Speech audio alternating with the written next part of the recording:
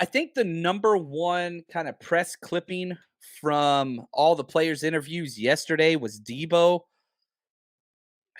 Debo is just Debo is critical of himself, maybe more than any other player, and he always has been.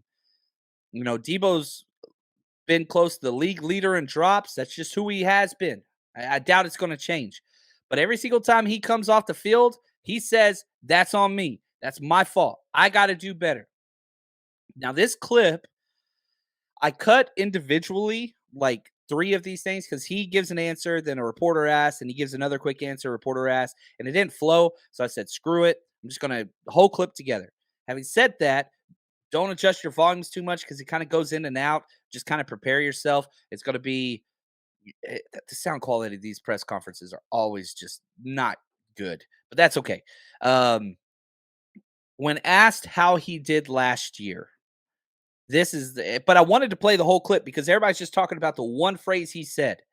And if you just hear that and walk away from it, I think you miss so much. So here's the question. Debo, how'd you play last year? It was said and done last year. How would you assess your season last year? Oh, it was awful. It was awful. Yeah. In what way? Every aspect. Do you consider a little bit? Like what? I just said every aspect, but did that leave a bitter taste in your mouth? Oh, yeah, for sure. Me and Kyle had a long meeting the other day. We watched tape. We talked about it. We put it behind us, and just going through the tape and just look how sluggish and like how bad it looked on tape. Like I said, just reflecting on last offseason, it kind of played a big role in that. I never put nothing like that back on tape again. Freaking love Debo. One, I just love the way he is on the field, but that carries over. I mean, he's violent in everything about who he is, including in his assessment of himself. Like, you can't be an entitled person and have that assessment on your own self with what you did last year. I mean, very easy for him just to shrug his shoulders and say, I'm getting paid no matter what. I'm just going to keep doing what I'm doing. That's not what he's doing.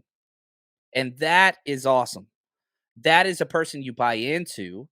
Now, flip side, you can be like, oh, he got paid, he quit. And he talked about how the contract was a distraction and whatever else. And hey, yeah, you can be upset and you can be critical on those things. That's cool. That's not, and there's people that are going to do that, and rightfully so. Debo just did it to himself. I don't care. 2022 is done.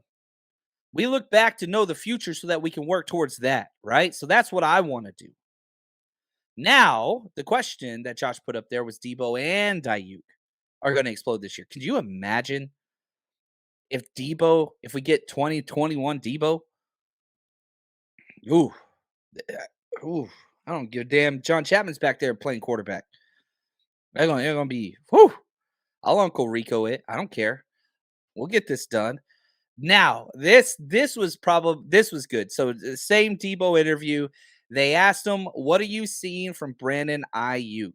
And again, with Debo, he gives a really short answer always. You got to press him a little more, then he goes off. So apologies again if the volume level is in and out. You're going to get a quick answer from Debo.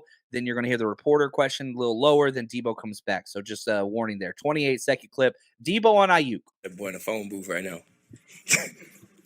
What have you seen him do in the last year or two?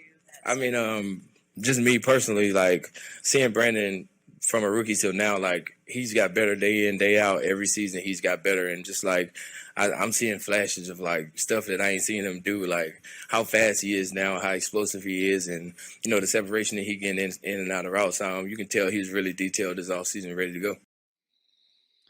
That's fun. That's scary. Can't cover that guy in a phone booth right now. Now, I will say this, 7-on-7 and no pads, that always benefits the wide receivers and quarterbacks. It's just easier to throw and catch. But space doesn't really have much to do with that. Have you ever seen people jam Brandon Aiyuk in the line of scrimmage? That don't happen. You don't do that to that guy. So, I don't know, man.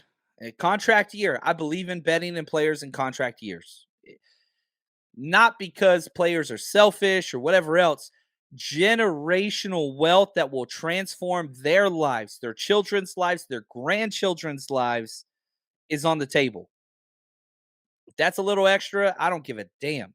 But yeah, I mean, we're about to see some things. because this offense is just primed. It's primed. It's primed.